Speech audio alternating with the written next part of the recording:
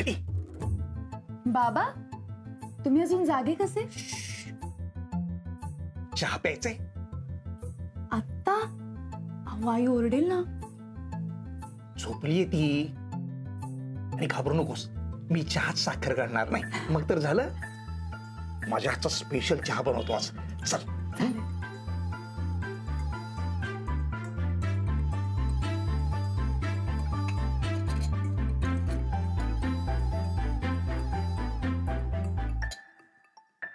अंजली, रात्री जेवण झाल्यानंतर चहा पिण्यातली मजा काही वेगळीच असते, है की नाही? तुला एक गंमत सांगतो.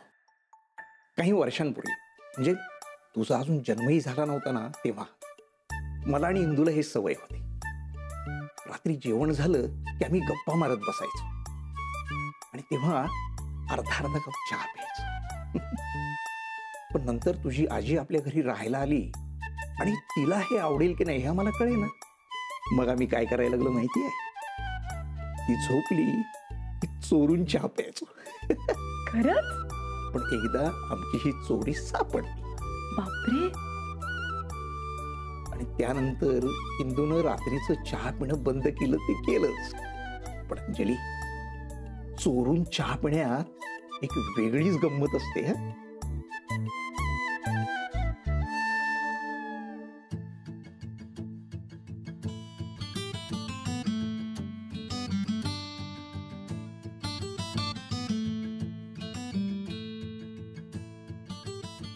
खरं तर आमच्यासाठी चहा एक निव्वळ बहाणा होता. त्या निमित्तानं आम्हाला एकमेकांना आमचा असा वेळ देता यायचा. दिवसभराच्या घाई गडबडीत आणि कोलाहलात हरवलेला. ते सगळं ठीक आहे. तेव्हा तुम्हाला आजीने पकडलं होतं, आता आईने पकडलं तर? अगं बघ, तर खूपच गंमत येईल. मी बाकी काही नाही करणार. मी फक्त तिला विचारेन, काय आठवतात का जुने दिवस?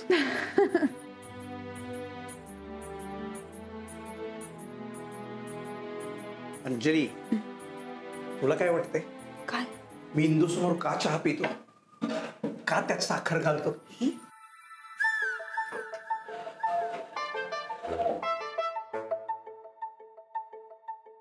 का म्हणजे?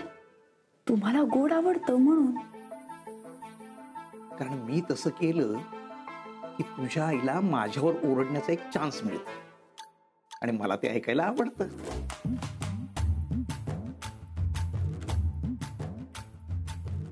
वाह, मस्त झालाय चहा. माझ्या तब्येतीची काळजी मी घेत नाही तर ती घेते असा तिचा ठाम विश्वास आहे आणि मला तुझं पाहायला आवडतं. आता हे काय नवीनच? माझ्या तब्येतीची काळजी घेण्यात जे सुख तिला मिळतं ना, ते मी तिच्यापासून काय हिरावून घेऊ? आणि तसंच बघायला गेलं तर आजपर्यंत माझ्या सततच्या बदल्यांशिवाय मी तिला दुसरं काही दिलेलंच नाही. निदान हे सुख तरी देऊ शकतो. बाबा, बरं झालं आपण आता चहा प्यायलो.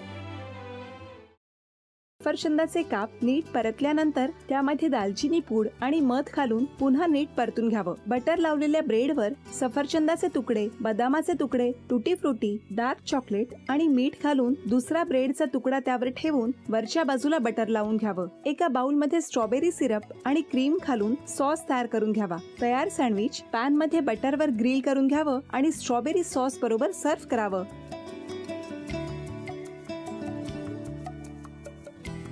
हे जेव्हा बोलत होते तेव्हा मी बघत होतो की या दोघांनी स्वतःचा संसार उभा केलाच, पण स्वतःच्या संसाराबरोबर अनेकांच्या आयुष्यात आनंद निर्माण केला. तो आनंद महत्त्वाचा. हसत राहा, आनंदी राहा असं म्हणत शुभेच्छा देऊया. आणि ही झी मराठीकडून भेटवस्तू डेव्हिड तुमच्यासाठी. अभिनंदन. आणि वहिनींना तथास्तू पुणे यांच्याकडून ही पैठणी. अभिनंदन.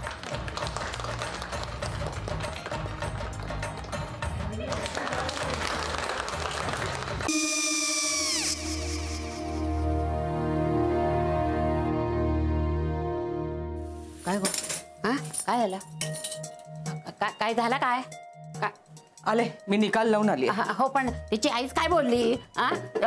तिला वाटलं का सगळ्या निशाने आपल्या चुका कबूल केल्या का? आई, मी चांगलं सुनावून आली आहे. त्या तिची बाजू घेत होत्या, पण मी लक्ष दिलं नाहीये. खूप झालं आता. चांगुलपणा खूप झाला. मऊ दिसलं ना की कोपऱ्याने खणतात ना माणसं, ते असं. अगो पण आईच म्हणली काय तिची? पटला काय ती का? मला माहिती नाहीये. आई, मी तुम्हाला नंतर फोन करते. हो. आणि आई बाबा जे बोलले त्याचं वाईट नका वाटून घेऊ. सॉरी. सॉरी काय त्या? नेहा आले. आई मी येते. हो काकू येते.